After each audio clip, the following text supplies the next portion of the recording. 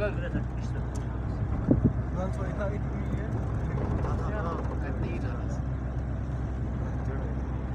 اللہ کے رسول صلی اللہ تعالیٰ علیہ وسلم ایک دن پہاڑ پر چڑھے اور احد پہاڑ سے چڑھنے کے بعد فرمایا ھذا جبل یحبنا ونحبہ،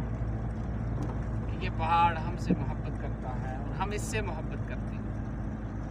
یہ ایک فطری چیز تھی جس کو جناب رسول اللہ صلی اللہ تعالیٰ علیہ وسلم کی زبان مبارک نے بیان فرمایا.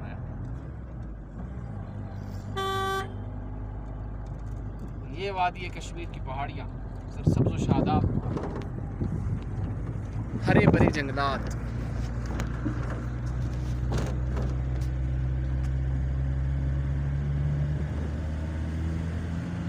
اور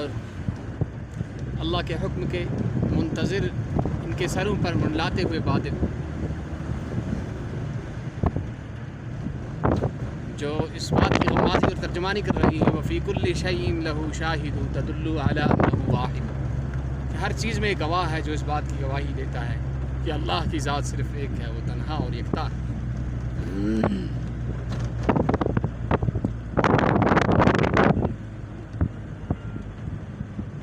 وہ کون ہے جو ان کو بڑھاتا ہے، اگاتا ہے، ان کو پانی پہنچاتا ہے، سردی گرمی دلا کر ان کو بڑے کرتا ہے، اور رنگا رنگ کے پھول، درخت، چھوٹے بڑے، پیڑ پودے، جھاڑیاں، یہ سب کی سب جو پیدا کرنے والا ہے وہی اللہ ہے. اور قرآن پاک میں آیا ہے وَمِنَ الْجِبَالِ جُدَدٌ بِيضٌ وَحُمْرٌ مُخْتَلِفٌ أَلْوَانُهَا، کہ پہاڑ جو اللہ نے بنائے ہیں، جو پہاڑوں کا جو سلسلہ چلایا ہے اللہ نے، ان کے رنگ جو ہوتے ہیں مختلف ہوتے ہیں، مختلف الوان. یہ جو پہاڑ ہیں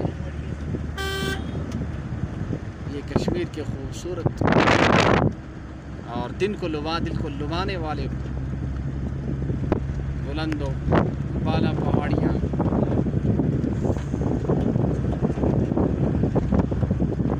اور ان پر یہ اونچے اونچے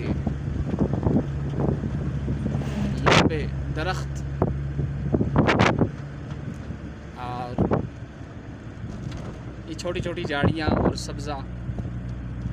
قدرت نے کس طریقے سے اور کس انداز سے اس کو اگایا ہے، اس کو بڑھایا ہے.